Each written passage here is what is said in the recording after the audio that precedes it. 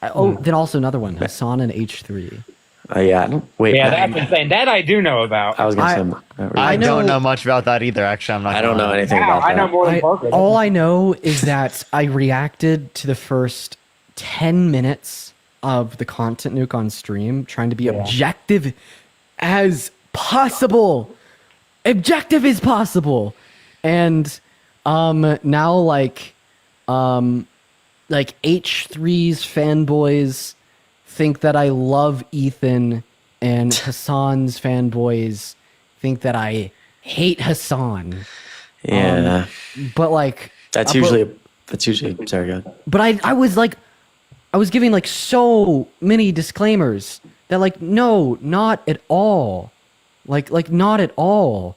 And you know, like I guess I will say I've learned so much from Hasan about like what it means to you know, be like a man on the left, if that makes any sense.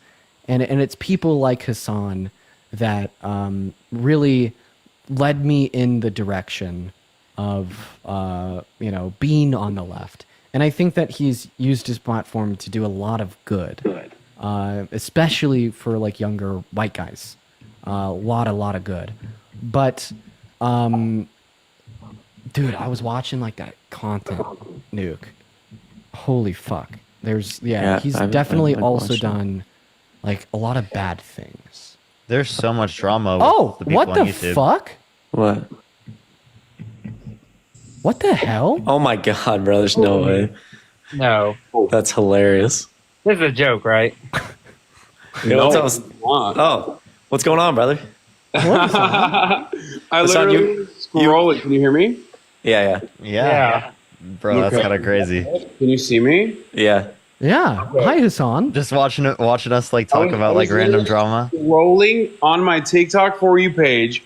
I'm sitting here, laying down with Kaya, and right as I'm scrolling, I hear this motherfucker Dean being like, "Yo, I saw the content nuke. I watched the content nuke, and Hasan was my entry point into like you know, doing content on the left." What's up, guys? Yeah, what's going on, good. man? I was kind of like talking about how I think that you've done a lot of really good things for people on the left, but I watched like the start of that content nuke. I'm gonna be honest, like I was like, what the fuck? I was like, I saw like a lot of bad things in there, and I'm trying to be objective as possible. I have to this day not watched the full nuke. I will admit, I only watched a couple pieces of it. Hold on, I'm cracking it in. I actually just watched a couple pieces of it this today on stream, and from what I saw, it was just the same shit that the sex pastini community is clipped out of context. Stuff like saying that I deny rapes on October 7, and it's literally like a 2-second clip, and it's literally me in the fuller context actually arguing with a chatter who said, "How can you claim that rapes could have happened on October 7?" And I'm saying like, no, you know, sexual violence has a tendency to occur in moments like this. So, like, I'm not going to immediately dismiss claims of sexual violence happening on October 7. And they clip the part where I say, even if sexual violence did happen, that doesn't change the dynamic of genocide for me at all. I think it's like completely inappropriate to say that it's, you know, that genocide is permissible because sexual violence occurred. And they clip the part where I say, even if sexual or rape doesn't change the dynamic for me about what's going on at all, to make it seem like I'm saying, one, no rapes happen, and two, that I don't care if rapes happen. It's stuff like that. It's riddled with things like that. And claiming that I'm calling like all Jews inbred or whatever, and I'm talking about specifically the fucking terrorist group, like the JDL terrorist group destroying aid that was going into Gaza. And then I describe the context of the situation where I'm like, this is like, if I look at the longer clip from that same time frame, and it's like 30 seconds prior, I'm literally describing like, this is a right-wing settler terrorist group comprised of a bunch of inbred fucking psychos that are going in to destroy aid going into Gaza. And then he cuts that part to be like, oh, he's calling all Jewish people inbred. It's stuff like that. for the most part. That's basic stuff. If you say anything even remotely pro-Palestinian, you're going to get attacked that way all the time on the internet. I'm sure you guys live stream a lot, so I'm sure you're very familiar with the ways in which sometimes people clip you out of context. But the thing I took offense to, for the most part, was like the liberal Zionist Hasbara that took place, where he said a bunch of like incredibly ahistorical claims, like that were, I think, very insensitive and also demonstrably untrue. Saying that 1 million Jews were displaced from the surrounding Arab regions, like expelled forcibly, and he called the Nakba like the War of Independence or something along those lines. I can't remember exactly what he said. And no, the Nakba was, the forcible expulsion of 750,000 Palestinians from their ancestral homelands from 1947 to 1949. And according to Israeli historian Ilan Pape, this is very well documented. It was Plandalit. It was a well documented ethnic cleansing operation. So it's pretty basic information about the history of Palestine and Israel. So I didn't necessarily care about all the other shit. Him being like, oh, he loves terrorism. Like he there's a moment where he talks about like Hamas and Hezbollah, and he makes it seem as though these resistance groups just kind of exist in the ether. Like they just kind of existed historically throughout the inception of the nation state of Israel, when both of these are different forms of Palestinian resistance that has evolved throughout time and increasingly become more violent in ways that I, of course, disagree with as well.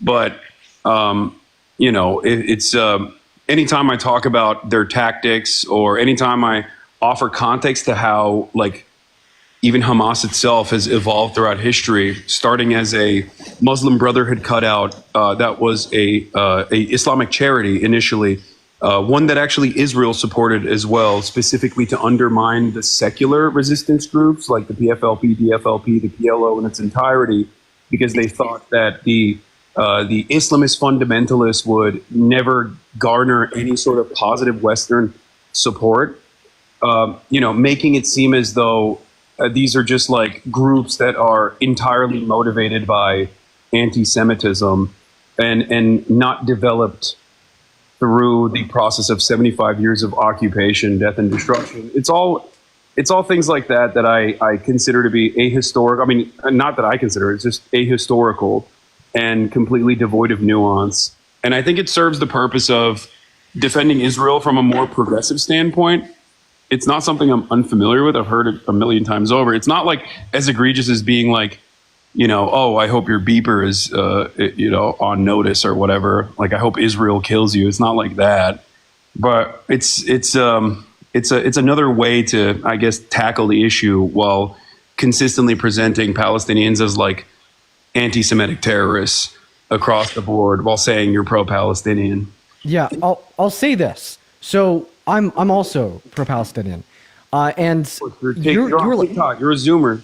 You are infinitely like more educated and invested in Israel and Palestine than I am. I'm more I understand the basics, and I just very vehemently disagree with ethnic cleansing, genocide, and unwarranted human death. That's as far as my stance goes. Yeah. And that's why I'm pro-Palestine. But I will say, like, I've had conversations with, Zionists and individuals that are pro-Israeli on live.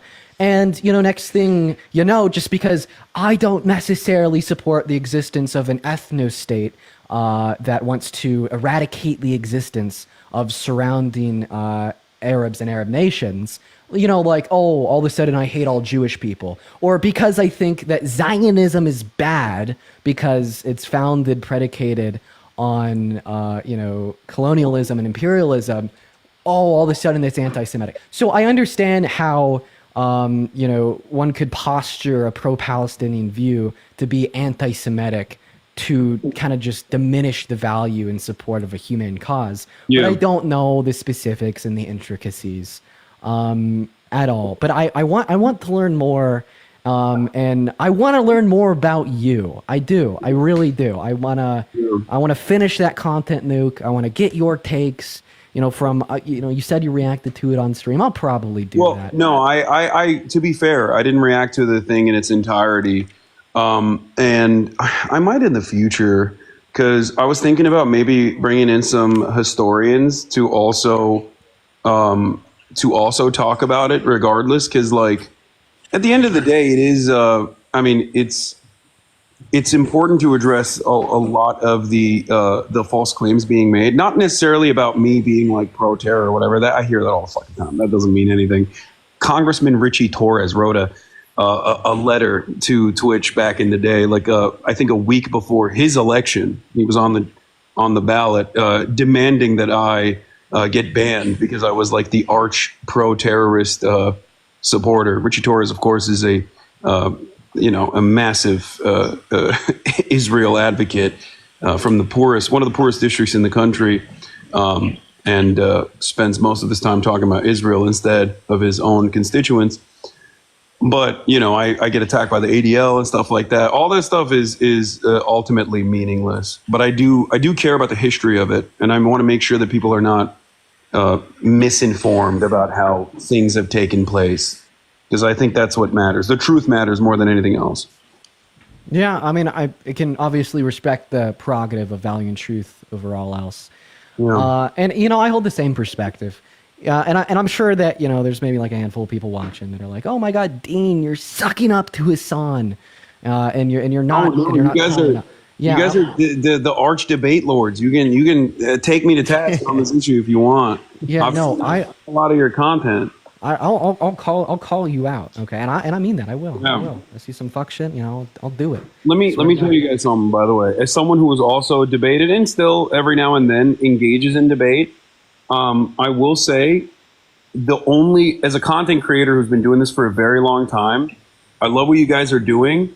I will urge you to, consistently end up debating and stuff, but like, I warn against the toxicity that might create for you, and it's good to diversify. It's good to diversify your content in general, and like do React content, more fun stuff, things of that nature, more educational content, because there are a lot of people who enjoy the blood sport of it all, but they don't necessarily care about the truth. They just want to see dunks. And Sorry, Hasan, my bad. I don't mean to interrupt you, bro. Dean Harry's in the box. Okay, sorry. Go ahead and continue, Hasan. My bad. yeah. So basically, what I'm saying is like, as someone who did a lot of debate initially, I think that I noticed at least like there's a point where it turns into you basically cultivate a community. I warn against this. You basically cultivate a community of people that just like want slam dunks, and it does become a little toxic in my experience. Maybe you guys are avoiding that. I don't know how it works on TikTok in general, but I would definitely diversify my content if I were in your shoes. Well, I agree with you, and I can even expand on that. So apart from the cultivation of this niche that becomes toxic at a point because pro slam dunks, I even like find myself falling into that sometimes. Sometimes somebody will just be pissing me off so much that I'm no longer focused on trying to inform and educate, and I'd just rather slam dunk their ass because they're really upsetting me. But then also, kind of like toxicity that it can cultivate outside of like a toxic content creation environment and consumption environment is, God, dude, it does a lot to your mental well-being to just debate people for 4 hours a day. So I'm starting to expand outwards, and hopefully I'll soon be able to get to a point where I'm doing other content apart from debates. It's actually funny because you and the way you do your content, kind of like doing debates with some reactionary content and other related forms of political information and education-esque content, actually came up in a conversation I was having with somebody that's kind of been helping me. They're like, well, look at Hasan, he's doing it perfect. He does debates and reactionary content, and that seems like a much better way to live your life. Well, for me, like I have an ideological purpose, and it's not something that I hide. I've even, openly admitted to. I call myself a propagandist on Piers Morgan's show, which everyone always points to.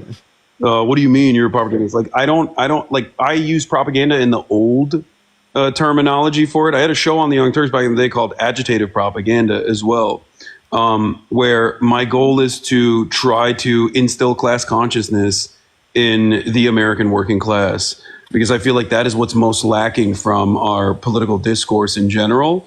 So, like I have an ideological goal. I want Americans to recognize that it's not your neighbors that are fucking you over. It's not undocumented migrants. It's not trans people. It's not DEI. And these things are simply purposeful distractions that reactionary forces utilize while they fucking rob you blind with austerity and an overall refusal to improve your material conditions, whether that is the Republican Party in many circumstances, or even in other instances, the Democratic Party that refuses to push the needle in the direction of necessary change. So for that purpose, I'm saying I realized that like simply doing debates alone was not cutting it, because I wanted I wanted to create a community that was engaged, listening, learning, and also seeking out information on their own. But more importantly, that they were also engaging in activism, organizing, whether that be community organizing or labor organizing. And I mean, I have a lot of obviously local officials in my chat at any given moment, or even people that apparently work at the DNC, which was shocking to me when I went there, but and of course many labor union organizers and activists in general. So that's what I mean when I say debates. Debates are great for content. It's good for slam dunks. It has an educational value for sure. You get to understand the opposition's position. You get to teach people what the talking points are, what their talking points are, and how to effectively counter them. And I think the takeaway for many in your audience will be how to effectively dismantle those propaganda points and the arguments that your grandparents or your parents might be making or your coworkers are making. But beyond that, I think in order for people to unlock their true potential and be able to bring about real progressive change and create systems of pressure, like mechanisms of pushback, sometimes pushback that's even warranted towards the Democratic Party, I think that there's more to do. And it'll create a more sustainable career for you as well, in general, for all of you guys. Yeah, yeah. So I mean, at least when it comes to my approach, like I agree, like the left as a whole, or like progressives, and like in general, need a multifaceted approach in terms of like the different content people like go towards. And I also think that like for certain creators, there's going to be certain skill sets that you're going to have where you're going to be able to do a certain set of content very consistently, a lot more if you're interested in it, if you like doing it, and if you can bring the energy every single time. And as it relates to like things like debates, I think that like people like me and Dean, we have a lot more of a pressure and push internally to engage in that particular type of activism and work comparative to other forms, because it comes more naturally to us, or it's some like way we can explain things a little bit more in depth. And one thing I have an issue with in terms of content that's like reaction based or other stuff like that is that there's no back and forth direct sort of response from people. So I think that oftentimes it can create more echo chambers, like naturally, like when you engage in like reaction based content. So I actually think myself that like, of course, there's going to be people who are just trying to look for slam dunks in terms of debate type content that's live debates. But I mean, I think that would be true for short form content, reaction based content, or any other form of content that would exist on social media. And I think actually is alleviated more when we engage in live debates, because it's like more in person, real. You can humanize people more because you're engaging in direct conversation. That's at least how I view it. But like, I think that, yeah, we should engage in other content. Right. No, you're absolutely right. I think there's definitely a space for debating for sure. I'm not discounting that at all. I'm just saying that it's good to diversify your content as well. On top of that, for sustainability in general, and also on top of that, to create a broader community that has more interest, because debates do sometimes have a tendency to just like narrow your focus a little too much. That's all I'm saying. But I hey, agree with that. you guys are doing great. Don't get me wrong. You guys are killing it. Yeah. I guess appreciate it. I guess the way I look at it is, like the only reason like I now have this career where I do like debates for 4 hours a day was because like 2.5 years ago I decided to load up TikTok at 3 a.m. and join some random person's live and try to convince them that they were wrong and I was right. And then it just kind of like snowballed into what it is now. And like what Parker said, I think that if we want to build this literal fucking machine to get as many people as possible to be more and more progressive, right, and less bigoted, less on the right, further to the left, it requires a very multifaceted approach with a functioning ecosystem of different people that are doing different things. And like when I've had people come up on my live before and been like, "Oh, Dean, you suck. You're just a rage baiter. You do reactionary content that does no good." I guess like on one hand, it's like I should do more for interests to society as well as self-interests.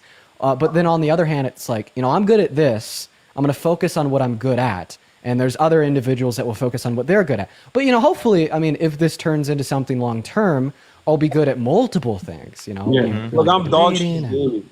I'm dog shit at gaming. I still play video games on a stream because I know that it like brings in a different audience as well. In my line of work, I've realized, especially the position that I'm advocating for, is one that either Americans, especially, are either completely oblivious to and have never heard of it, or are inherently antagonistic to. So charitability is the most important thing. And I think like collaborations and people seeing me in a different light and not just simply clips, because that's just the most common way that people learn about other content creators, is the best way forward. But that's just for me. I'm not saying it's for all of you guys as well. I'm just sharing what I've seen through my experience. Yeah, of course, man. I feel like I've been talking a lot. Does anybody else want to hop in here? Yeah, who wants to debate me? Harry, you go. Harry, go ahead. got some- Hassan, I don't know. one What time, do I have to say, Hassan, man? one time on stream, well, you referenced Harry as like the DNC shill, and then you referenced me as the car guy. So at least Harry gets a name. I'm just Hassan, the do you guy still who's- think I'm a shell? I don't know. I haven't seen any of your new stuff, so I don't know. Okay, all right. Yeah, you'd see Harry as a shill. Yeah. Let me ask you. No. This is important. What do you think about Hakeem Jeffries' performance so far? You mean as the minority leader just generally the past couple of years, or since Trump has gotten into office? Since Trump, since Trump's coming. Pretty mediocre. Mediocre. All right. That's good. I mean, it's been too weak. I don't like how he's not criticized like Eric Adams. Yeah. I think that's fucking insane. I know he's like taking the position of, we have to wait and see if the charges are dismissed. I think that's bullshit. Yeah. I don't think he's been hard enough on Trump. I really don't like how like Jerry Connolly is leading the Judiciary Committee and not AOC. I think we've been making like some very simple mistakes. So. Yeah. Okay.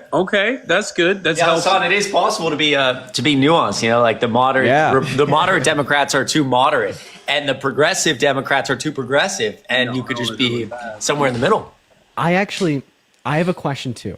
What's up? Okay. And this is because I feel like I've been getting more radical in my views on this topic. But the main critique that I've seen from your supporters, and I think even you called me way too libbed out for this when you were reacting to my Jubilee episode. I think it was the immigration stuff. Maybe. Immigration policy. Yes, I wanted to ask you about that.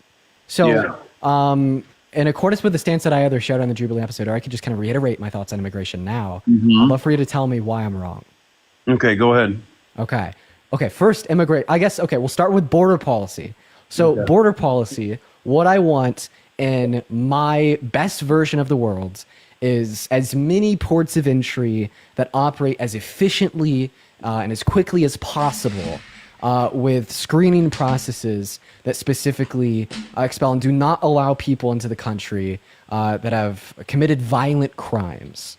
Fair. And then for undocumented migrants that are already in America, for undocumented migrants that have committed violent crimes, to deport them. And for undocumented migrants that have not committed violent crimes, to offer them a pathway to residency or citizenship.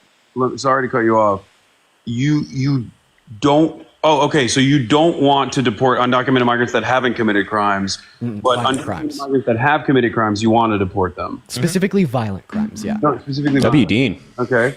So I don't disagree with anything that you just said at all. I don't think we're in disagreement in terms of. Well, I guess the only thing that I would disagree with is if an undocumented migrant has caused a violent crime, I would want the American court system to handle it and actually imprison that person rather than allowing them to be free. Like, I don't want rapists to get a trip back home. You know what I mean? And then just be like, You know all right. what? You know what? That's a good point. You know, if so if we would do like the deportation of undocumented migrants that have committed violent crimes, it'd be conditional given where they're deported would be where they land in a jail cell. Or like, I mean, or I would rather house them in the American carceral structure to ensure that they are actually serving, like to ensure that they're just served. Here's a good debate tactic. That's actually a great argument. I think it's a great point. Ask Republicans every time they say, "Oh, I want undocumented migrants that have caused crimes to be deported." Ask them, why do you want rapists to roam free if they fucking did a rape? Why do you not?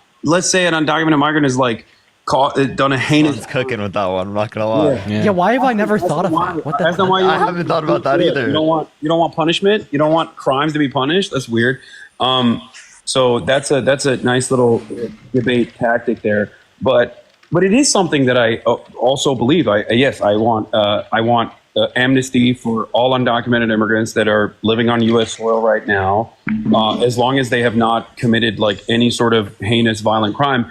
But even when we entertain the notion that like we're deporting violent criminals or the Trump administration is like going after violent criminals, I think you guys all know that that's not the case. No, It's not like the previous administration was like, "Oh, are you Guatemalan and you did a rape? Okay, sorry, we can't arrest you." Like, that's so fucking stupid. Like, no, of course, being arrested and being prosecuted, right? So that notion is like that premise that they operate off of is like a faulty hidden premise.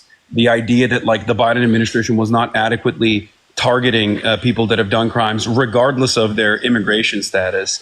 And that's precisely the reason why I believe it was the Associated Press that came out with initial reporting that the majority of the undocumented migrants that have been deported so far, some of which aren't even undocumented, by the way, they are deporting documented non-citizens and undocumented non-citizens.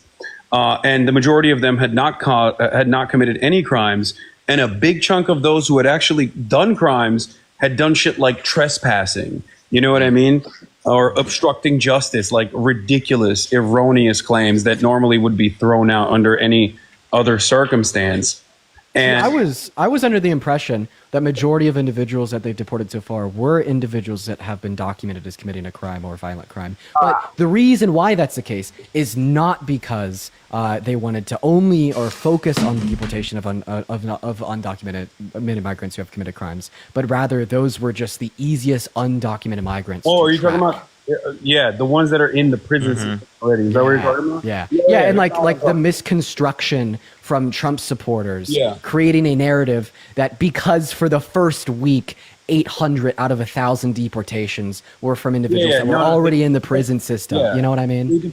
They deported people that were already in the prison system, and that's why they like Tom Homan is talking about setting up a facility inside of Rikers in New York because they want to just like quickly, expeditiously deport any undocumented migrant that's done a crime. I still think it's ridiculous to do that. I think it's better to serve justice rather than just like give people a free trip back home. I think I agree with that. Yeah, where they're free. I totally agree with that. Yeah, you're totally right when it comes to that. So it's totally they would have to justify that the deportations wouldn't have freed people right into other places around the world because seemingly they would care about those places. I mean, they would probably say some crazy shit like they don't give a fuck in most circumstances if you had someone who's not gonna lie. Yeah, Republicans are insane. But the other secondary problem with the deportation of criminals is mass destabilization in the country that you're sending them back to, especially if you look at MS-13. If you look at the history of El Salvador,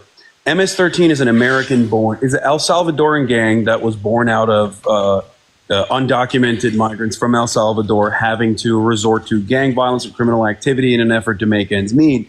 And then they got incredibly radicalized in the, California prison structure. And then the American government sent them back to El Salvador without telling the El Salvadoran government that they were fucking criminals. And lo and behold, they now had a network where they could engage in international crime back and forth with the United States of America and basically overtook the government. I'm being a little reductive in the way that I'm explaining this story, but that's the secondary problem of just like mass releasing criminals. Not saying that like the 800 people that they deported initially were all like MS-13 style criminals or whatever, but ultimately there's also that additional issue as well when you engage in mass deportations of criminals too. Yeah, I mean, I don't think that we would disagree on immigration. Then I think a lot of our disagreements would probably be like on our liberal views. Like, are you like a socialist that like prioritizes cooperatives or like state or like command control? Well, I have a cooperative, but on top of that, no, I do believe in. I do believe in state control. I mean, I think we already have state control in general in America as well. It's just that the incentive structure revolves around subsidies to mega corporations. And instead of the state executing any sort of centralized planning with like a multiple decade policy in mind, we're just kind of operating on quarterly returns. Like we're just trying to maximize corporate profit. So there is still a level of state control. There's no true libertarian enterprise in this country or in any country really. Of course, there has to be state control to a certain degree in order to maintain prices, right? Yeah. I wouldn't say that there isn't like no state control, but like, are you arguing that like the predominant factor of the economy would be the state control or like the cooperative control? Like, are you like someone who would believe that there should be some cooperatives based on markets, or eradicate markets entirely? I like cooperatives, and I think that there is a middle ground with like some market solutions, while still making sure that the state has the public best interest in mind in terms of creating commodities. Okay. And then here'd be my question is, would you then like mandate there either as cooperatives or it's state control? Like if you had the ability to control that? If I had the ability to control it, would I mandate every single corporation, every single corporate structure to be a cooperative structure? Or like it would be state controlled, like nationalized? Yeah. I think that the government should provide, at least in the interim, the government should provide basic necessities like shelter and become a market competitor, which would be unfair for the market, certainly, with the sole purpose of eventually eradicating certain necessary commodities from the private structure. You can have personal property all day, every day, of course, and even luxury goods or whatever kind of accommodations that you desire. But ultimately, it's more so rent seeking that I'm against. It's more so private property that I think is not good and creates is at the heart of all of this inequality. But this is stuff that's never going to happen in my lifetime. I don't think. I'm simply trying to move in the direction, at least in the short term, in the direction of modest reforms that genuinely improve people's lives. So then my thoughts are that like it sounds like your goals are you want to achieve this in the future, but your thoughts are that you were not even close or even at that point at all entirely. So pragmatically, you're just going to end up being like a social democrat. What I advocate for, my most radical perspectives don't come from domestic policy. It's usually my anti-imperialist positions that cause a lot of ire in, especially in the minds of a lot of Americans. But yeah, as far as domestic policy goes, yeah, I mean, I'm an advocate for nationalized healthcare structure.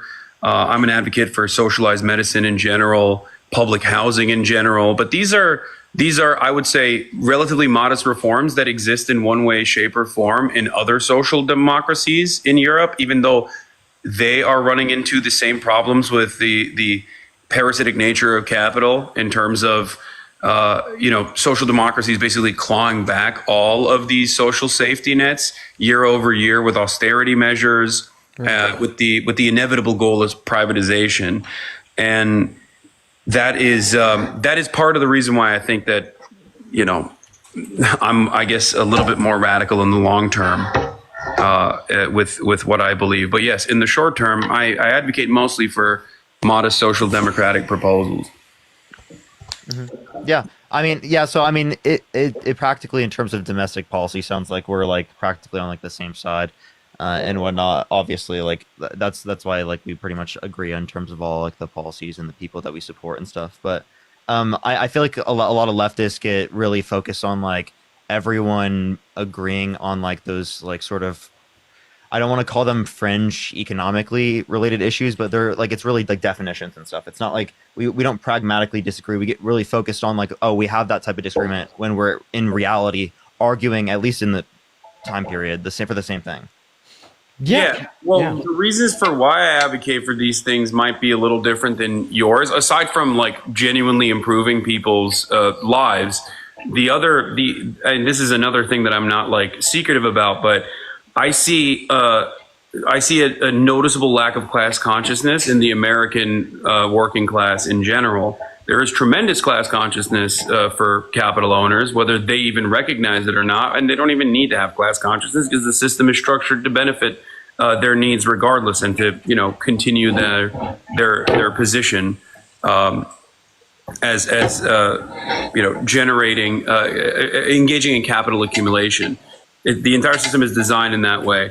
But the reasons as to why I think it's important to be able to do this is because I want labor unions and labor militancy to at least exist in this country, so that there is a valid mechanism of pushback against politicians on the Republican side of the spectrum, certainly, but even on the Democratic side as well. Because I think there's never been a moment throughout American history or history at all where concessions were given to the working class, whether it be the fucking weekends or whether it be, paid leave or any of those things, or the abolition of child labor, without real labor militancy. That has simply never happened. And the same goes for social struggles as well. Same goes for civil rights. Like, militancy is an absolute necessity.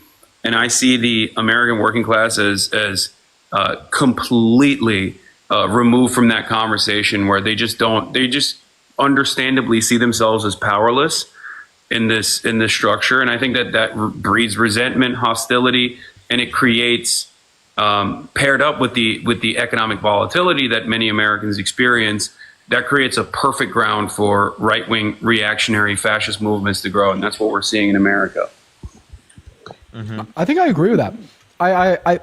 So I'm not as educated on economics as Parker is, but what I will say is seemingly that's compatible with like a social democrat model to like advocate for more class consciousness, to like get more social reform, better programs for individuals and like the low middle class, and create economic policy in which centers the average citizen or constituent of a country compared to those who have the most money.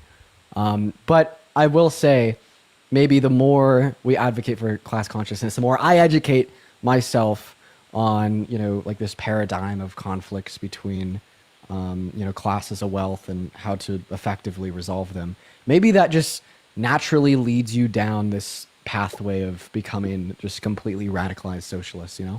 But I don't think I joke and I say like, yeah, I have radical beliefs, but like, I mean, what's the saying? I'm sorry, that was a play on words. I was joking too. No. It's by no measure of mental wellness to be well adjusted to a completely insane society. Like, think about it that way, where advocacy for socialized medicine is seen as a bridge too far for many Americans who are so heavily propagandized, no matter how brilliant they fancy themselves to be. the independent thinkers who think that like social medicine means like, oh, we're going to do Venezuela style rat eating in America or whatever the fuck, right? So like, I wouldn't necessarily say it's radicalization, more so an evolution by recognizing the understandable contradictions that are baked into capitalism. Because capitalism was an advancement from the previous mode of commodity production for sure. But most of even what Marx talks about in terms of capitalism is not necessarily, attacking capitalism at all, but instead simply describing capitalism with dialectics, like through the assessment of, and you might think it's a little bit reductive at this point, but like through an assessment of like capital accumulators, the capital owners, the bourgeoisie, and the workers that are wage laborers in general, the proletariat. So that's just, it's more so a description of how things are, and not necessarily like moralizing a certain position that like, workers are always good, or they always do the right things, or anything like that. There's no good bad dynamics there at all. And instead it's just about describing how capital is accumulated. Dean just got hit with a. I'm having some technical difficulties. Yeah, hit with technical. Got hit with a meteor, dude.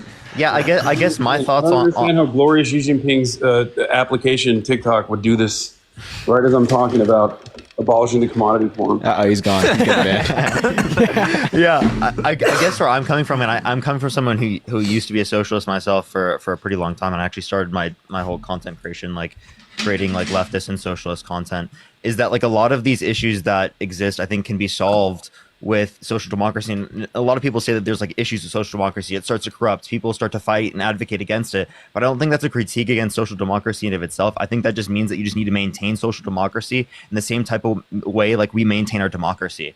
Well, man, like that's social democracy hasn't been tried. Well, I mean, like we could say that like we don't think that this real certain form has been tried, and I think that that's cool, but like my argument would then be is that we'd have to try it on smaller levels to be able to see whether or not it works on a larger form in order to be able to say that like it's actually effective. I don't think we'd be able to say that we should adopt it on some sort of globalized production model if it is the case that we don't have any type of level of actual probabilistic means of demonstrating how likely it is that it's going to be beneficial for workers or for people, because we could actually like hurt some of our concerns like, oh, quality of life for workers, if we don't take that into account when we're like applying these sorts of systems, if we don't know what the empirical effect is of these different types of theoretical models. Not to say that theoretical models can't be then used or seem to be effective later on, but it's like we just need evidence to indicate that these particular models are effective before we establish it on such a pragmatic basis worldwide, is what I would say. Yeah, I mean, we're not getting there anytime soon anyway. I'm not saying like tomorrow with a magic wand we are going to dissolve the class structure and live in a moneyless, classless, stateless society.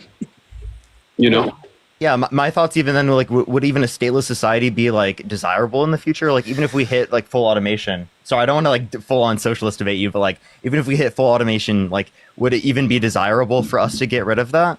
Like, because we still want a state to like limit people from committing crimes, right?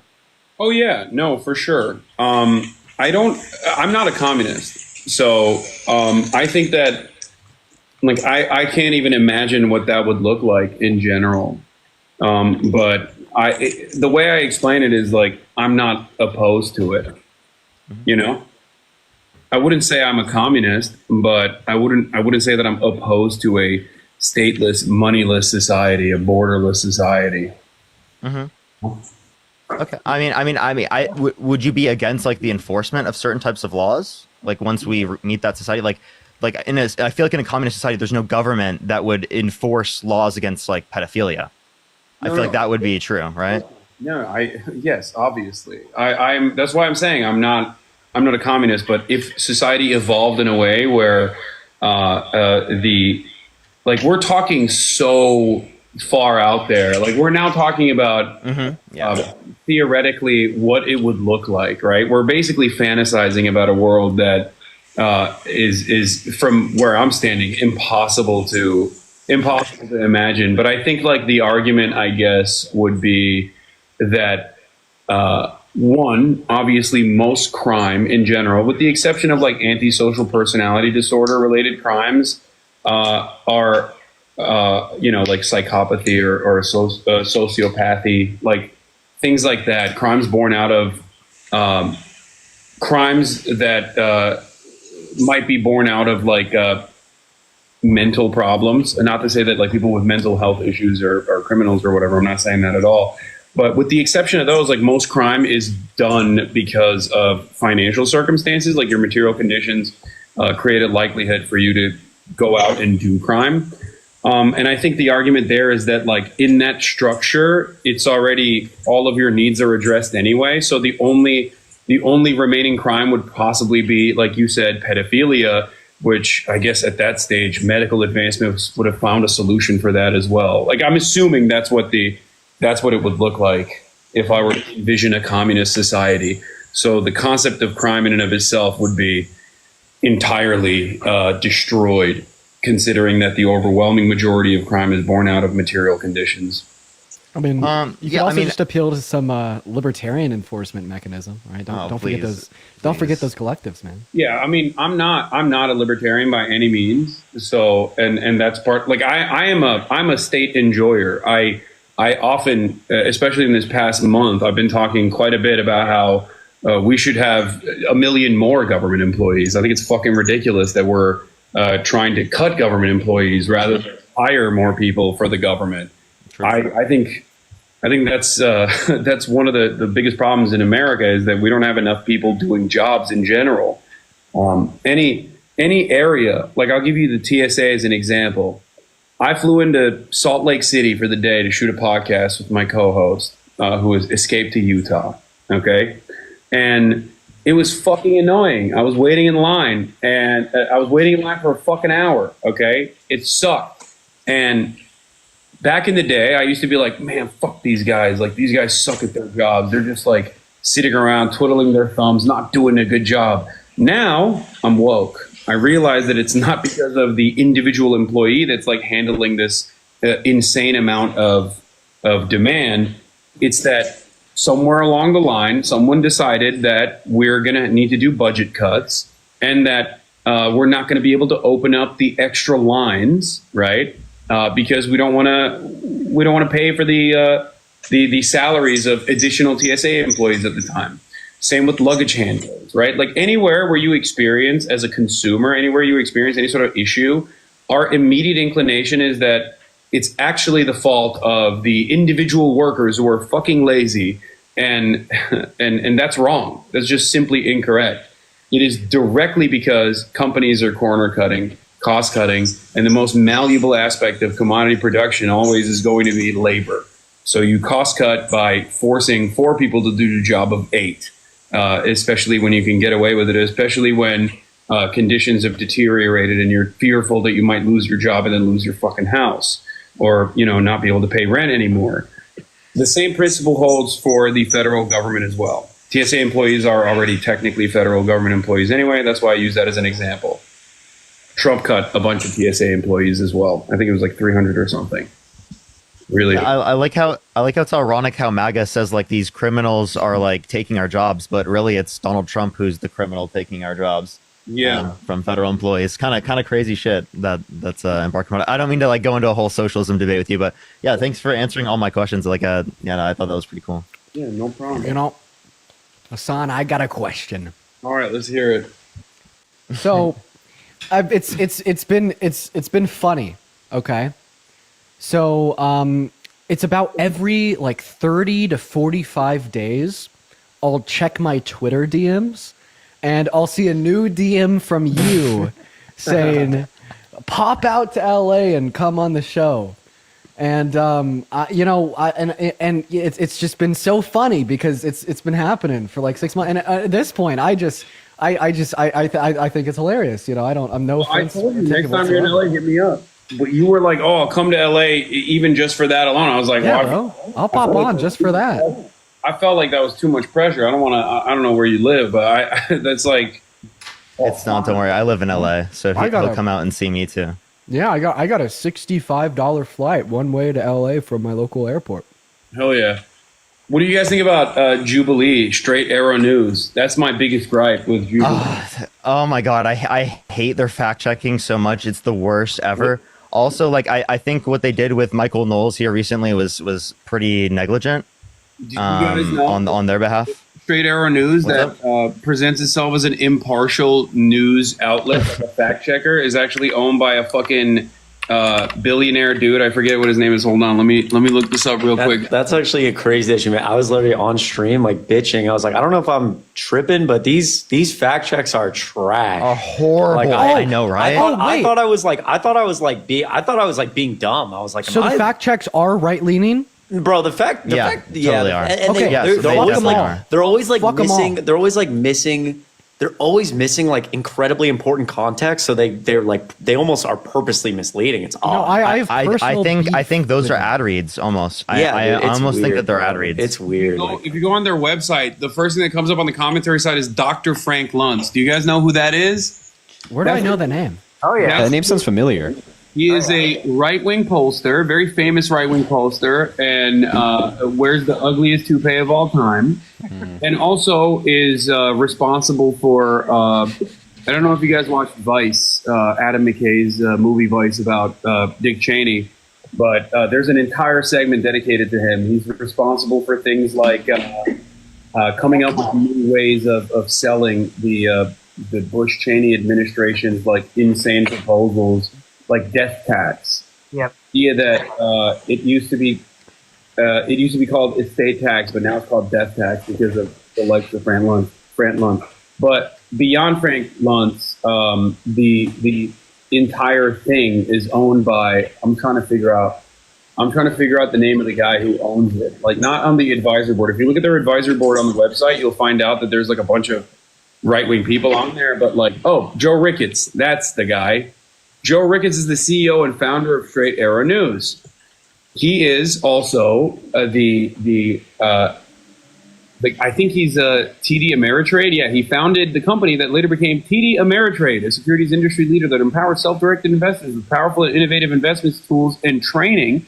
TD Ameritrade was acquired by Charles Schwab Corporation in November of 2019.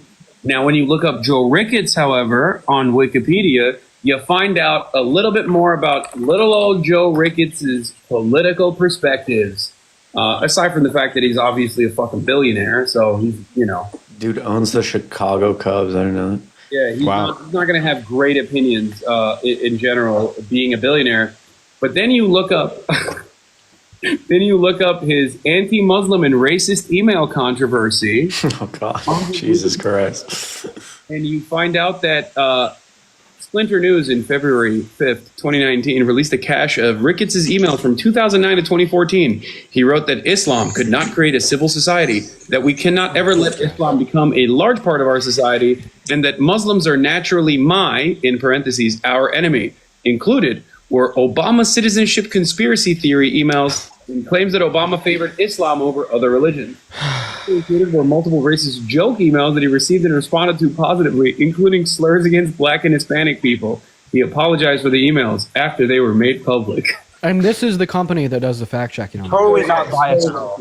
That's Okay. actually kind of crazy. My thoughts are, and I've kind of gathered these thoughts just from the 2 episodes I shot, is that all of their production team is all very liberal, libbed out in like the best way possible. Okay. Yep.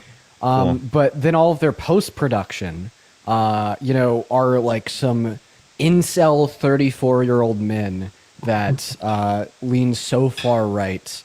It's unhealthy, right? And that's kind of the dynamic that I've seen, because everybody in production, super liberal, super cool, super fun to work with, and honestly, pretty great people from my experience. Yep. But then, the moment it goes to posts, that's when it gets a little bit tricky. And then one other small thing that I noticed was for the episode that I filmed, this one woke teen versus 20 Trump supporters, I had no control over what happened with the content that was filmed. It was sent to their post team and it was put live on YouTube. But something I noticed was that when Ben Shapiro did his episode, they gave him and his team full editorial control over what parts of it went live. and what parts of it didn't go live. And one thing that happened with that is that like they actually cut off my main debate with Ben and they put it on the second Jubilee channel. And the same thing with like my debate on politics with Charlie. They completely cut it out from like the main video and posted it on like the second account or whatnot. Yeah, I mean, at least they still made use of it, so that's good. That is true. You know, that is, of course, these guys are very big content creators in general, so they probably get those assurances ahead of time, and it's in Jubilee's best interest to keep them happy. Like, I'm sure if I did the same thing, they would probably give me the same assurances as well. That's I wouldn't say that's an indication of their right-wing leanings, but the entire concept of, you know, debate the humanity of trans people with trans people in and of itself is already like inherently right-wing, in my opinion. Not to say I'm against that sort of thing at all. Like, I'm not anti-debate across the board, but it always starts on this like faulty premise. It always starts on this like obvious imbalance. Like there was a that's what pisses me off is that debate about the existence of trans individuals already is, you know, a little bit iffy, but then what they do is they'll get some PR media trained in it for like 20 years, right winger. It's making him the hero, making him the hero and putting him against people who are not professional debaters. Like when they're not professional debaters and they're just randoms, and the person who's the hero is arguing that transgenderism should be eradicated from public life entirely. That's what's problematic, is that like the hero, the person who's being shown to be like, oh, the rational person, while there's the triggered person on the other side, is shown that way. And like people didn't have an issue with it with Charlie Kirk is because we had pretty good debaters, right? Like I'm not saying no one was good at the debaters there, but like obviously there was most of the people there were not like professionalized debaters, right? They weren't like people that have platforms or things like that. You know, they weren't people that have like backgrounds debating that type of stuff. It was just going to be like a typical person who's debating, you know, right? Or who believes that. No, absolutely. That is very consistent with like not just Jubilee but across the board. Like the right has a network of operatives and a lot more money because obviously Consolidated Wealth understands the importance of propaganda, and especially right-wing propaganda, which is, you know, very effective in terms of creating distractions for people. So they fund a lot of people. Like it's not just PragerU, you know what I mean? They're very well funded. So that creates a lot more professional commentators in general. Yeah, that's why there's also a noticeable difference, I think, with like organic right-wing content creators, like that fucking old millennial guy that everybody. Oh my god, I fucking hate don't that even guy. get me fucking started on that dude. You know about OM, Hasan? Dude, I can't believe you know God. about him. I can't believe you know about him. Because I see he's just so like he does is he Gen X or millennial? I don't know. He does the millennial pause and he has that like annoying like I know what I'm talking. The guy said that he wanted to grate me. One night he was on live. It's horrible. He was very drunk, and he straight up said that I'm pretty. I'm a very pretty guy, and if he was gay, he said this. If I was gay, that's what he said. If he was gay, that I would be a target of his. Are you talking about older millennial? Yeah. Yes. He also said he wants to throw disabled people off of mountains. Yeah, so. I only guess you were talking about him because you said he was super drunk on live. I mean, that he does have like 3 DUIs. Yeah, he gets hammered like every night and then goes talking shit to other people. It's kind of sad. If he works hard enough. He'll work at Fox. Maybe he'll be the next Department of Defense secretary. I don't know. One day. That guy's like, that's the thing. Like, he's too gross. He came up like organically. He didn't go through the farm corporation. Like, he didn't go through Daily Wire like Brett Cooper. You know what I Now, mean? see, Harry. You want to know how he blew up? He blew up making content about Harry, about how he hates Harry. Over Yeah, Winter what were you has saying, like 3 or 4 DUI, so he'd be the next director of ATF. yeah. Yeah, no, he's the DUI national champion. Racking them up. You gotta get a DUI. I mean, that's always been the case for Florida politics in general. So I'm glad that we're just like nationalized. And what do you know? Older millennial lives in Florida. So Yeah. Dude, that's actually crazy. I had He said if he was, when he was drunk, he said that he would grape you. That is also very, very Florida. Yeah. oh man, yeah, that guy sucks. That guy fucking sucks. designed to capture cryptocurrency pedophiles. Bob. I feel so bad. I feel so bad. How do we fix that? We don't. And I mean this. It's over. I mean this very seriously.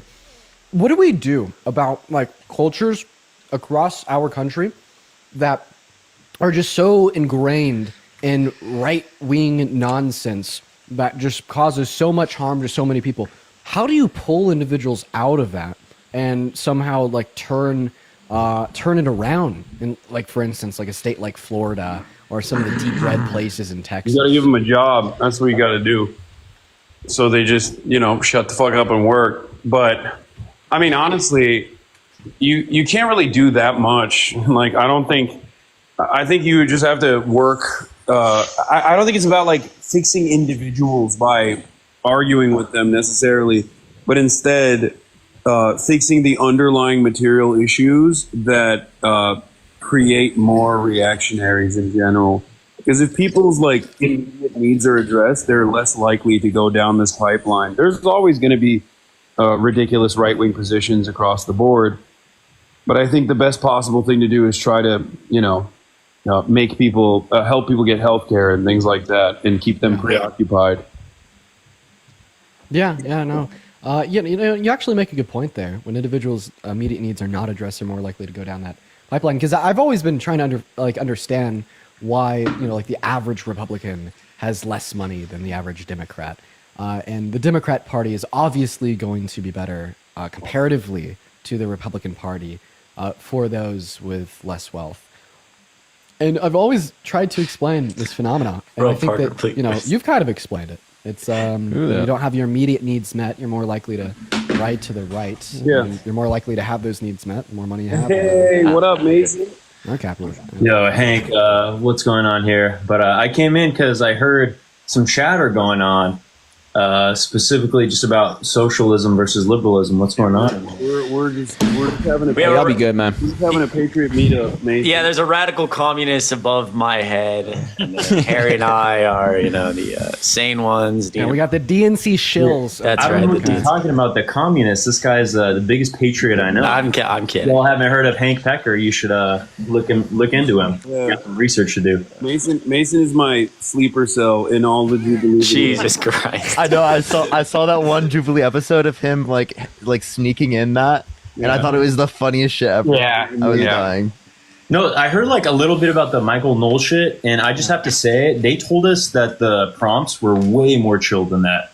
It was fucking insane when he's just like, transgenderism should be eradicated or whatever it is that he said, because like that was completely genocidal, and I don't know how they're able to just. Well, you know what probably Right, happened that's it. was the same thing that they tried to do to me.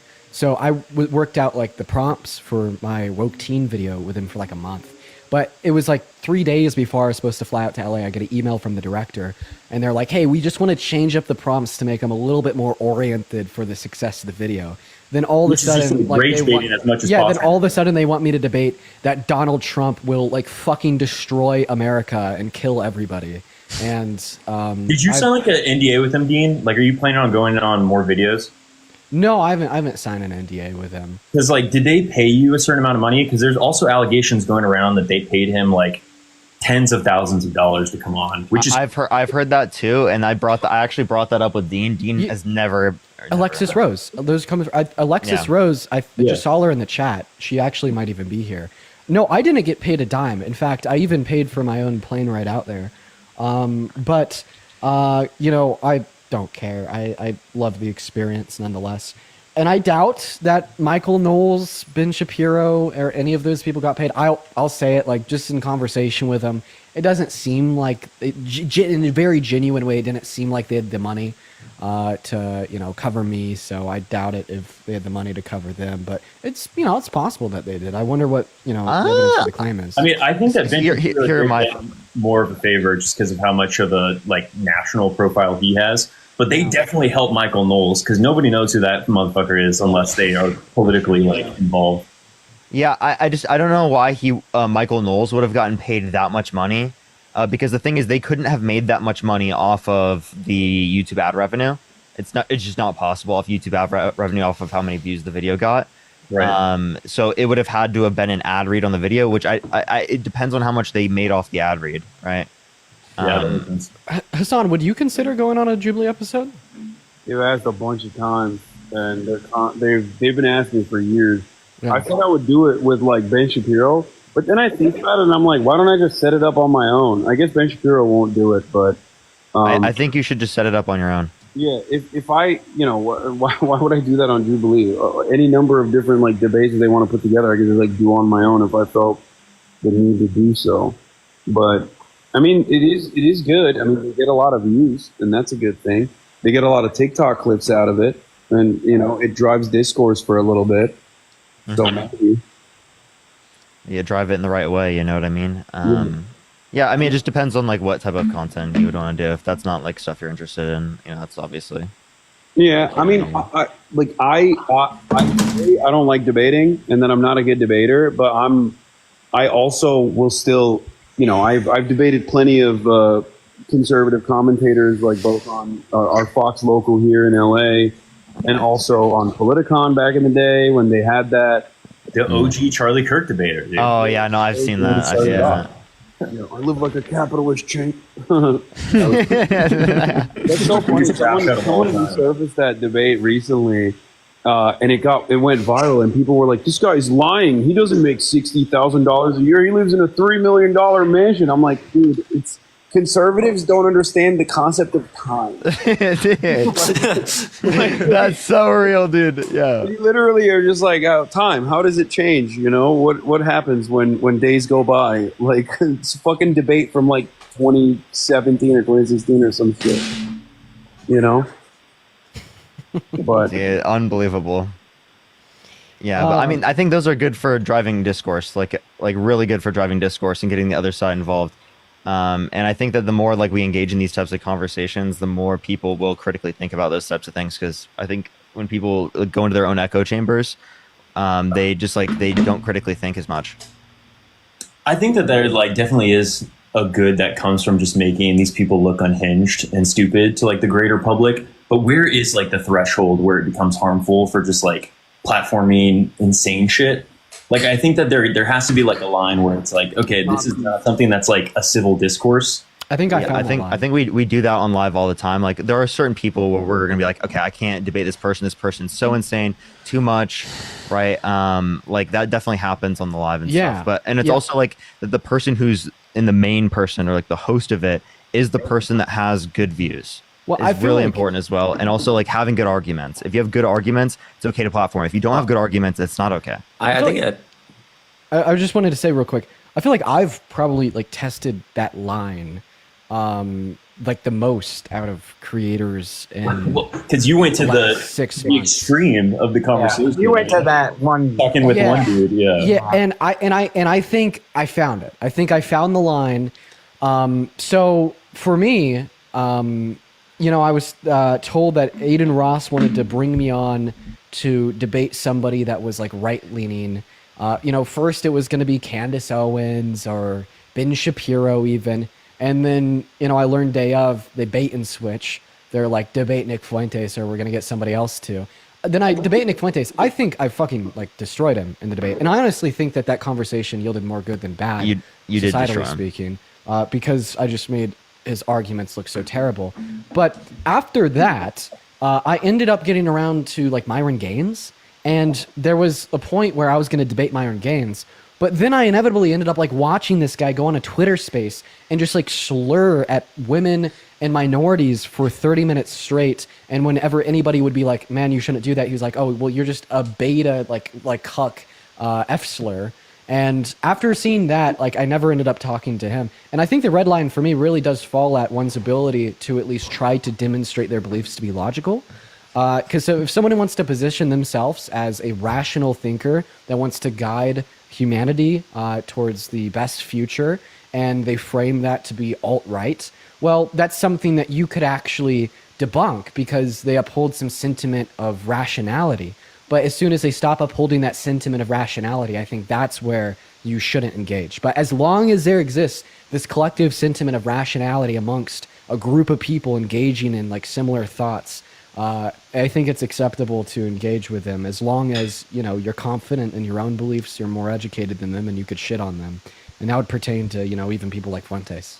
I see this. I'm gonna push back on this. I think, and I have also had a bait and switch with Nick Fuentes many years ago, Really? and I see that as one of the worst moments of my career. Not because he's like a profound debater or anything like that, but because I think there are ideas that is better not to platform at all, especially because Nazis don't, like open neo-Nazis don't necessarily care about the truth at all.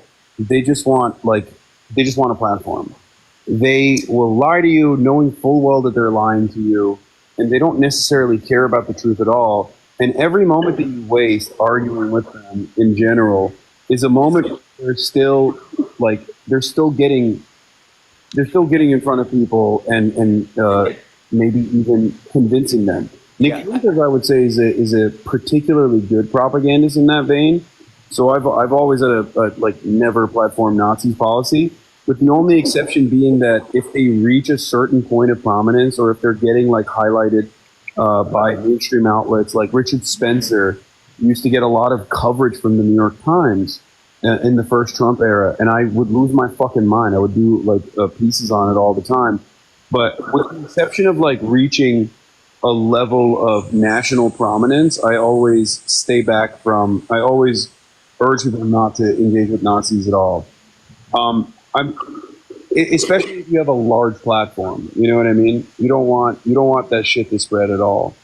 I think like deplatforming is shown to work, right? Like as much as I criticize like the Biden regime, I think that seeing Nazis off of Twitter did a lot of good towards like isolating them from being able to gain more followers. Like I don't remember ever seeing Nick Fuentes clips until the Elon takeover, and I think that that's a direct product of. Yeah, I think like Dean, I think like a lot of problem is like Hasan saying. I actually think that's Aiden Ross. Aiden Ross kind of like tried to like mainstream Nick Fuentes. So I think the reason why is it just there was a correlation causation sort of moment. No, it was like initially where Destiny. He's the one who initially revitalized Nick Fuentes' career. He had him on. He like debated him at his house. They ate chicken and waffles together. He gave his phone number. He gave his fucking phone number to Adam22 so he could go on like the podcast route and go on all these podcasts. There's like a clip of him literally being like, "Why doesn't he appreciate me more? Like I literally made his career. I gave his phone number to Adam22," and it's just like that's what I worry about all the time when I see people that are always engaging in debate. Where I'm like, you don't ever want to lose yourself in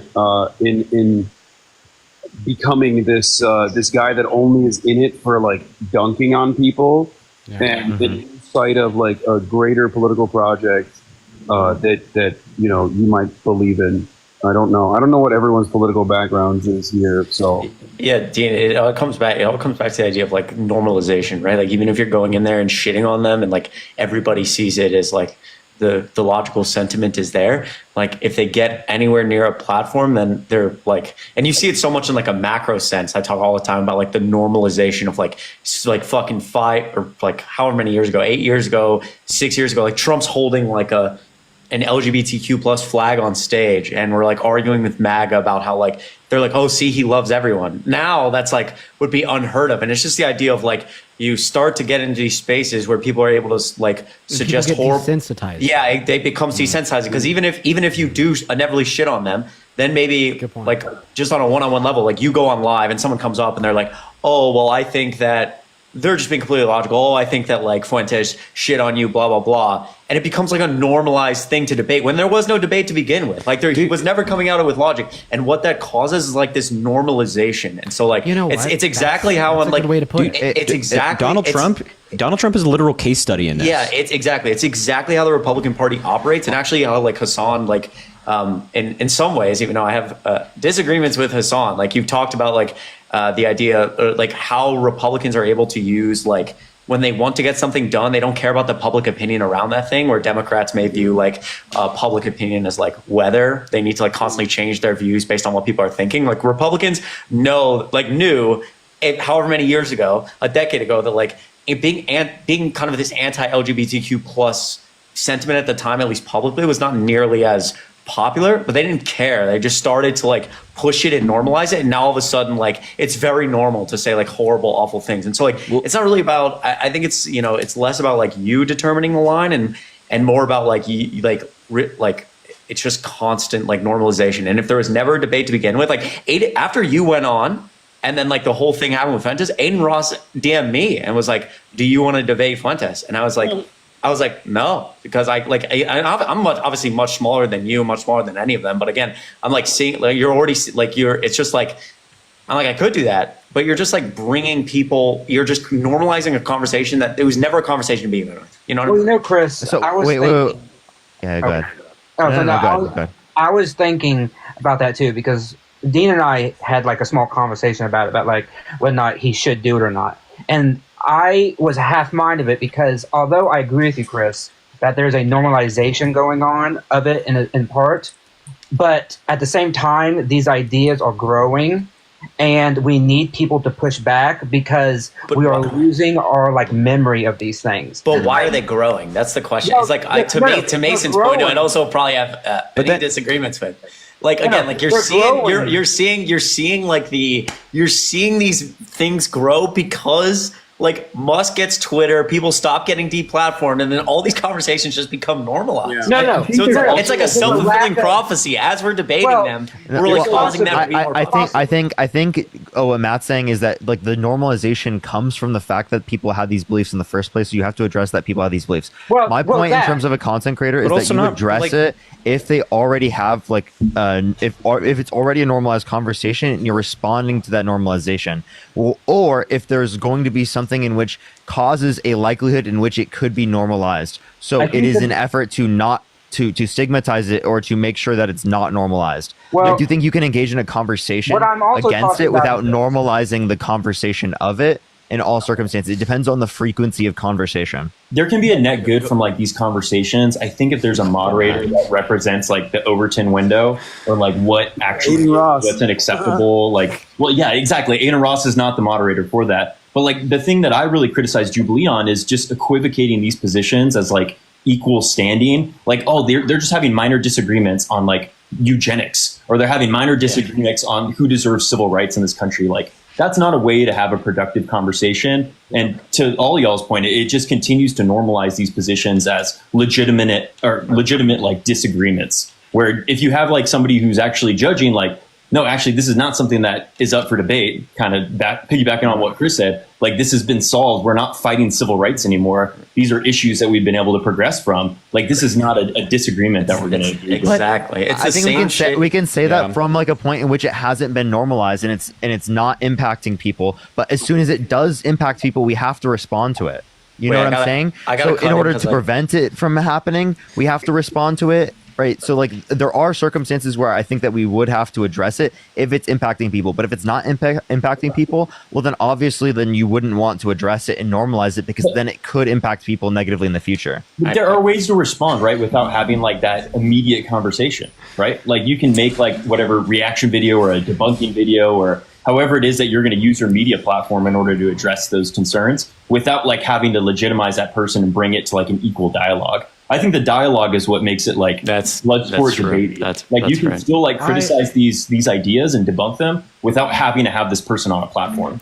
Matt, I interrupted Matt. Guys, I have to go back to Matt because I like brutally interrupted him when he was trying to say No, it's all good. No. I was just going to finish that. My reason for saying that is because there's a lack of education on the topic, right? We have reports and we have studied that among like young people today, only like 30 to 40% of them know about the Holocaust. As an example, they only know they only know, and so that's why someone like Nick can like gravitate because they don't have the basic facts, right? Yeah. Which is why I told Dean, like I said, Dean, I will support you in this. I think you will be fine, but you have to challenge him when he brings up like the Holocaust because when you do that, you're going to, one, demolish him because he has no facts on his side. But you have to be able to do that because people don't know the basic facts and the basic background. And that is what breeds the hatred, is what breeds that stuff to like come up. So that's why I think, yes, there's a normalization going on, But at the same time, it has to be challenged because if you don't know the basic facts, then you'll just believe it. Well, that was my point. That's That's why I think it's like Mason said it beautifully. It's like you can do that. Like the dialogue is what normalizes it. And again, I'm not trying to shit on you, Dean, because like again, like I think it's hard. Like I debated it for a long time. Like this is not an easy thing to figure out. But like to Mason's point, it is like the dialogue, and like you see it at such a macro scale because like obviously Harry and I do like slightly different stuff than some other people in here do, of just like Trump's ability and Republicans' ability to just like normalize the most abhorrent things, desensitize us. And now somebody the other day tweeted out that like Musk was wearing a hat in the Oval Office that was a violation of the Hatch Act, which it was. And like the funniest response was like, a violation of the Hatch Act, dude. We're 50 exits past the Hatch Act. Like Trump has committed 25 impeachable offenses at least. We're looking at like the most corrupt. And 70% of Americans don't even know it. Like they're still learning that like Watergate was the fucking biggest thing, because again, it's just like we start to like have these debates, they do it, they flood the zone, we all debate it, and then it's normalized. So then next time it comes up, it's like, oh, we already talked about it. Sorry, Dean. Yeah, I think you brought this up, Dean, really well. Like people like Myron and people like Nick are skilled orators, or not even skilled, but they're not even going to respond to rational thought. They're just going to try to dogpile you with slurs or whatever it is to interrupt actual coherent arguments. So I don't even think it's worth like engaging in a dialogue with them. It's just better to kind of criticize from your own platform. You know, though, Mason, I'm sorry, Dan. no, I'm sorry. you're good. You're good. Go ahead, Matt. No. My only point of that would be, I'm not there. If I was debating him, I'm not there to talk to Nick and convince him. Simply, like I just don't care about him. I'm there to talk to the 14-year-old who is gravitating towards him, who might see his ideas okay, and I want to convince them. How many 14-year-olds heard Dean spitting facts and then was like, "Oh yeah, actually Dean's gay." Like I'm going to piggyback on what Nick hopefully said. Like, some thought that he was right, and now like on that. What way. percent of those? What percent of them would have thought that? But you also anyway, you also and now have have to think about like because- you also think about how we get it out to people. Like so, like I would tend to say that like you probably shouldn't platform these people. But if Dean were to sit down and make a video and look at the camera and saying the Holocaust was real, we know because of X, Y, and Z. That video is probably not going to get the same reach as a video of Dean going in on Nick Fuentes being like, "You're a fucking idiot. We know the Holocaust was real because of X, Y, and Z." So there has to be about like we could like not platform them and not debate them at all.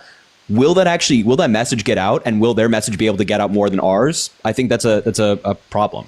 Well, but the thing is like it would have never, again, like I think back to Mate's point, like I don't think it would have started if, well, again, I'm not familiar with like how Destiny like relates to Fuentes at all, but just going to like Aiden Ross himself, like if Kick had like any type of fucking policy at all that like we had in every media company ever 8 years ago, then that dude would have never gotten anywhere near Aiden Ross and wouldn't have been platformed. There would have been no 14-year-old who was like, "Oh wait, this is kind of sick."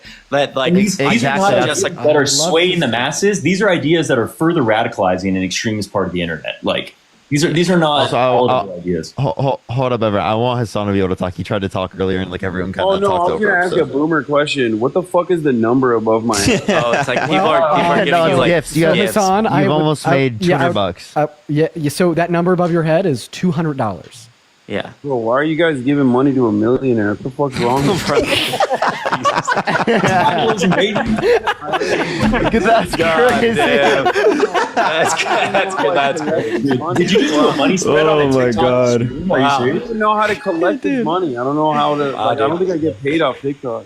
Yeah, bro. We got a. Well, you can always take that money and you can like send it somewhere. You could.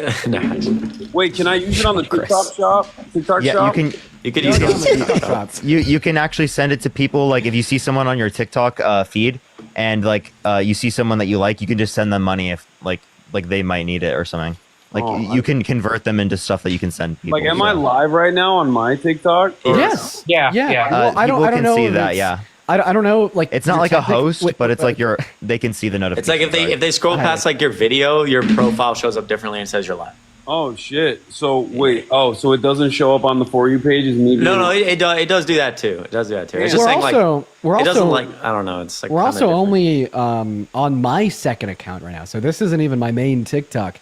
This is just where I come out to hang out and shoot the shit. Yeah, Hassan, you could cash those out, donate them to the DNC, and then it's funneled back to Harry and I. So you can support it, you know, small. Yeah, there you go. No, but seriously, Seriously. if you're just like literally fucking around Nice, on TikTok, what you should do is, I'm hilarious. I'm fucking- obviously you're like predisposed to an algorithm of like debate content because Oh, you're for able one. to find this. Just go find some like some leftists that you fuck with that you think are spreading a good message and show them some love. Bro, this is Like Chris. Like, yo, give me the money spread.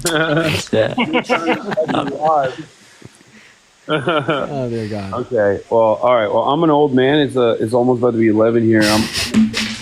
But All right, Hasan, Yeah, I got it was a pleasure, bro. Thanks for Very popping nice in. to meet you. One moment, Hasan. It was a pleasure to finally meet you and speak to you in person. I'm gonna finish that content nuke and I'll see if I have any critiques for you and I'll All let you right, know we- the next we time can I'm go in over LA it. and we could Yeah. go over it.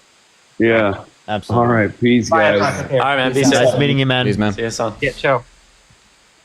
Does he know how to leave?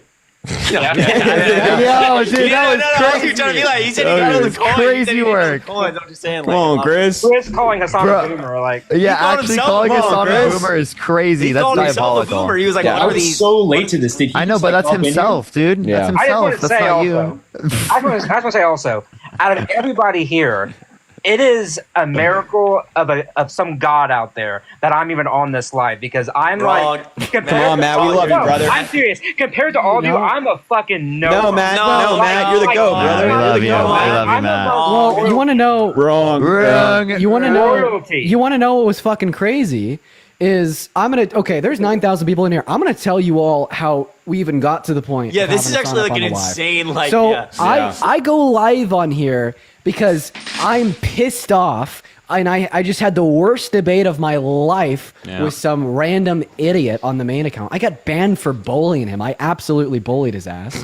And then I come on here and I just start gossiping, right? I'm bringing up all this TikTok drama. We're talking about the Bop House. We're talking about Astrovan. Yeah, dude, but then Dean- one of the topics that we get around to I'm literally is- playing Fortnite on yeah, Twitch. it's Hasan and H3.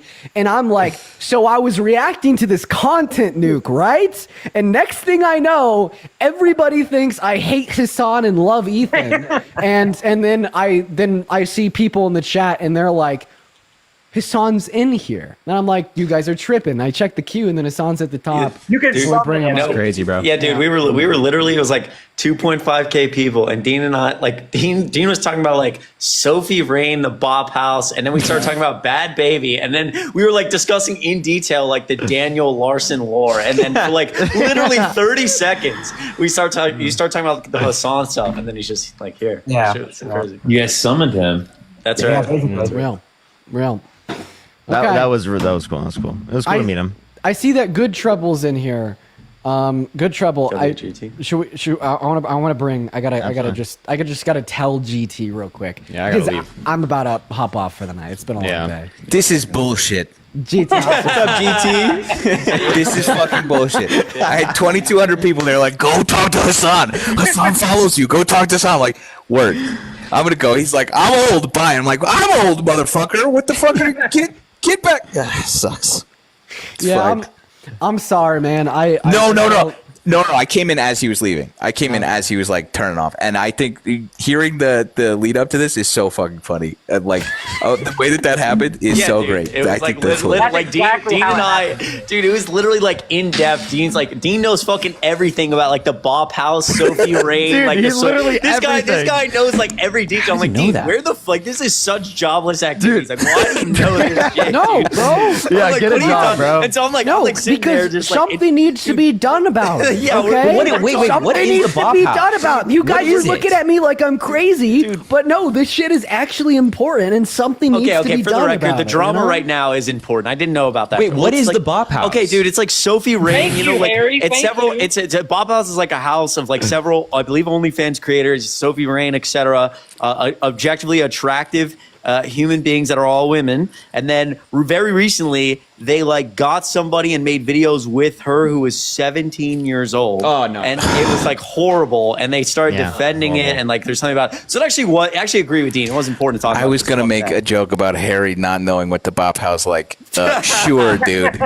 Sure. And then we talk about something serious. I'm like, oh fuck, shit. Harry Okay. Harry subscribed to Sophie Yeah. Rain, Okay. Okay, Harry. What? Y'all playing, man. Y'all playing. No, but for the record, Dean, it was important. I didn't know about that drama. It is really fucked up that they involved a minor. But then furthermore, we were talking about like Bad Baby dropping fucking diss tracks, and we were talking about Daniel fucking like Bad Baby from Dr. Phil. Bro, Yeah, listen, yes. listen. She has bars. I was really surprised about that. Alabama, okay, listen, Alabama, all right, complete total L. Bro, Bad she's Baby. wait, hold on, bro. Took She's the had bars W. since fucking 2016. Hold up. Yeah. Oh, that song's fire. I've only heard the Russian remix of this. The Russian remix. Yeah, the fucking. Never mind. That's chronically online shit. What side of the internet you on, man? What the hell are you doing? You've heard it. No, listen. No, don't shut I up. gotta- You've heard this when they do like the. What? They go like what you like Instagram versus reality, and they cut to the Russian remix of this. Dude, GT, what do you? GT, what, I don't know, what- man. You what might be on your Instagram own side of the reel are internet you here, bro. on? What Instagram reel are you on, big dog? I'm too old for this shit. I don't know what you're talking about, man. Yeah, but get this Too old. fucking boomer out of here. Yeah, that's see, fair. You see that on Facebook, Grandpa? Yeah, I got a Facebook message to come over here, and I was like, "Hang on, Hasan." Wait, listen for a second. Hasan going, "Am I live on my TikTok right now?" On my TikTok right now. I was like, "God damn, dude." Sometimes I'm bad. I'm like, "How do I flip my camera?" And then to hear that makes me feel so good. Dude, I actually that was kind of fun. Yeah, dude. my mom would ask that was- same question if she was. Yeah, my mom would. Wait a second. How do I? No, but on a real note, I do think that was like really symbolically cool because, and the reason I say that is there's a niche on TikTok that probably involves all 7.7 thousand of you guys of political based content and debate and like getting people to be better, right? And this niche, like 3 years ago, was non-fucking existent. Parker starts in it, couple hundred viewers. Rest is history. Here we are. You know, we have a lot of people that come on here and have a lot of individuals involved to advocate for the good, to try to get our society to change. And like this was like the apex. Tonight was like the convergence of like this very new thing that only exists on TikTok, and like the legacy modernized outreach to young Americans for like the vocalization of more progressive beliefs, you know, by bringing Hasan on here. And I thought that was pretty cool. You know what I mean? It shows. Jesus, that Dean, you're doing prolific something. with the speech, man. I guess a round of applause here. That was good. Woo! It's I like context. Context is great, dude. No, you guys are laughing at me. I'm not. Dude. I was trying to be genuine. Damn, I can't say anything without sounding fucking like a sarcastic asshole. That's my I bad. sounded like a sarcastic asshole. I That's wasn't my being bad, dude. sarcastic. I wasn't being, no. I appreciate you. And yeah, you guys are fucking rock stars. And I'm glad. What's fucking crazy is that like this dude casually opening his TikTok can make so many people's nights just by like popping in. That's fucking weird. That's crazy. Yeah. That's really funny and cool. And it's cool to see him. I wish that, you know, maybe we could do it again and just get like more people involved. Though. Dude, I'm telling what I want. You know what I was thinking about? I want like everybody in this panel plus Hasan, and then I want to be able to like add like Liam.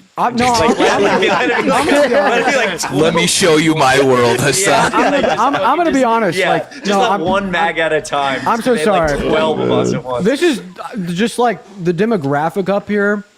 I feel like. What do you mean? Yeah, what do you mean, Dean? What do you mean? Dean?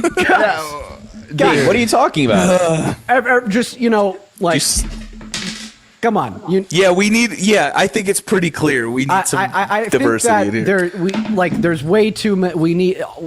We could use some more representation, and I'm not even joking.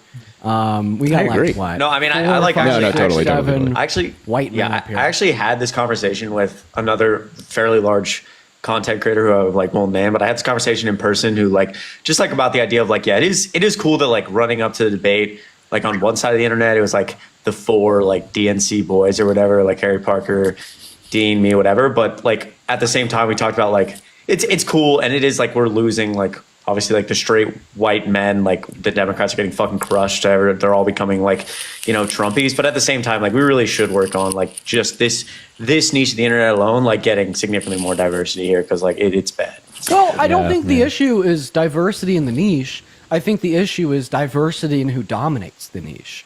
There is so many you're right. black creators. There's so many women. There's so many people of color. There's so many individuals that are in minority communities that do act and engage and thrive in the debate niche on TikTok, but not like insofar as where like the dominance of the viewership is. Right. And I would like to see that change. But also, I think, and I feel like a little bit of that burden falls on a lot of that burden us. falls on us. Like a lot of it, because again, the reason that like the reason that it doesn't, like, a core reason our lives do, like, our debate lives are very popular is because like we are straight white men and the way we look. Like if there's a black creator or a woman doing the same exact things we are, like the just sheer amount of like hate and the different like dynamics. So I do think like a lot of that burden does fall on us. Yeah. And there's one individual that DM me on Discord that I got to respond to. Athena, if you're in here right now, just know I'm going to respond to that DM, and we need to talk. We need to talk. Because I did read it. Now I just need to respond to it. But all right, you guys, it is 11:51 p.m. my time. I gotta get off. I told myself that I was gonna be off at like 9:30, and here we are, and it's midnight. Here we are. Proud of you. Well, thanks, Dean, for letting us all up, man. We appreciate you, bro. Yeah, of course, bro. Good seeing you. Appreciate it. Have a good one, everyone. Yeah, appreciate everyone for joining. Peace out. Seeing everyone. Appreciate you. Good to see everyone. Have a good night, y'all. See you guys. Be safe. Peace out, guys. And then Peace for out, y'all. everybody watching, hey, I just want to go ahead and run this by you all real quick, because I do bet there's a handful of people in here that are here because of Hasan and have no fucking clue who I am. So we do daily debate live streams here on TikTok where we talk to 50 to 100 people in like a 4-hour time span that I disagree with politically. And, we try to, host a space that gets people to think a little bit more critically. If you're interested in, kind of following along, see what I do, see what Parker does, or, really any of us, make sure to drop us a follow. Now, of course, this is my second account. I never go live on here. Just look up. I'm not even on my normal account right now. Yeah, you're on Matt's account. Just look up my name, Dean Withers, you'll find me. But Parker, appreciate you for joining. Get a job. Love y'all. Peace out, Parker. Good night, y'all. For the remainder of the 6.8 thousand people in here, appreciate, love you all for popping by. I'm gonna go and hop off.